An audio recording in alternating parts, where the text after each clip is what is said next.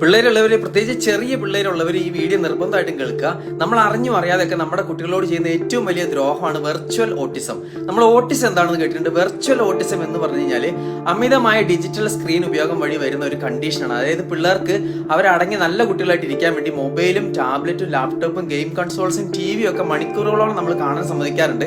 അങ്ങനെ അതിൽ കൂടുതൽ സമയം ചെലവഴിക്കുമ്പോൾ പ്രത്യേകിച്ച് 3 വയസ്സിൽ താഴെയുള്ള കുട്ടികൾക്ക് അവർ വളർന്നു വരുന്ന സ്റ്റേജിൽ അവർ അച്ചീവ് ചെയ്യേണ്ട കാര്യങ്ങൾ അവർക്ക് പറ്റാണ്ടായി വരും. പിന്നീട് ഭാവിയിൽ അത് വളരെയധികം ബുദ്ധിമുട്ടുണ്ടാക്കുകയും പിന്നെ അവർ സംസാരിക്കാൻ വരിക, ചുറ്റുപാട് നടക്കുന്ന കാര്യങ്ങൾ അറിയാണ്ട് വരിക, നമ്മളോ അല്ലെങ്കിൽ സ്കൂളിലൊക്കെ പറഞ്ഞു കൊടുക്കുന്ന കാര്യങ്ങൾ മനസ്സിലാക്കാൻ പറ്റാണ്ടായി വരിക, സോഷ്യൽ സ്കിൽസും കമ്മ്യൂണിക്കേഷൻ സ്കിൽസും ഇല്ലാണ്ട് വരിക, ലാംഗ്വേജ് ഡെവലപ്പ് ചെയ്യാൻ പറ്റാണ്ട് വരിക, ഒന്നിലും ഇൻട്രസ്റ്റ് ഇല്ലാണ്ട് വരിക, ഇമോഷണൽ ഇംബാലൻസ്, ചിലപ്പോൾ ലേണിംഗ് ഡിസബിലിറ്റി വരെ വരാം. വെർച്വൽ ഓട്ടിസം ADHD പോലെ സാമ്യം തോന്നുമെങ്കിലും ഇത് നമ്മൾ കുറച്ച് ശ്രദ്ധിച്ചാൽ മാറ്റാവുന്നുള്ളൂ. അതായത് മൊബൈലും ടിവിയും ലാപ്ടോപ്പും കാർട്ടൂൺസും ഒക്കെ കാണിക്കുന്നതിന് ഒരു ടൈം ലിമിറ്റ് വെക്കുക, ഫിസിക്കൽ ആക്ടിവിറ്റീസ് എൻകറേജ് ചെയ്യുക, പിള്ളേരുടെ കൂടെ അവരുടെ ടോയ്സ് ഒക്കെ വെച്ച് കളിക്കാൻ വേണ്ടി കൂടെ ഫേസ് ടു ഫേസ് ആയി അവരോട് സംസാരിക്കുക, അടുത്തൊക്കെ വേറെ പിള്ളേരുണ്ട് അവരുമായിട്ട് മിങ്കിൾ ചെയ്യാൻ വിടുക, അതുപോലെ ഭക്ഷണം കഴിക്കുമ്പോൾ അതിൽ മാത്രം ശ്രദ്ധിക്കാൻ പറയുക. അതുപോലെ തന്നെ ഇങ്ങനെയൊക്കെ ശ്രദ്ധിച്ച് കഴിഞ്ഞാൽ ഓട്ടിസം ഇല്ലാതാക്കാം. പിന്നെ നമ്മൾ പേരൻസ് ഓർക്കേണ്ട ഒരു കാര്യമുണ്ട്, നമ്മുടെ ജീവിതത്തിൽ നമ്മൾ എന്ത് ചെയ്യണം എന്നുള്ളത് നമ്മുടെ ചോയ്സാണ്. പക്ഷേ പിള്ളേരുടെ കാര്യത്തിൽ നമ്മളാണ് അവർക്ക് ചോയ്സ് കൊടുക്കുന്നത്, അത് മറക്കണ്ട. അപ്പോൾ ഈ ഒരു അവയർനെസ് വീഡിയോ ഇഷ്ടമായാലും ബാക്കി പേരൻസിനും ഫ്രണ്ട്സിനും ഒക്കെ ഷെയർ ചെയ്യുക,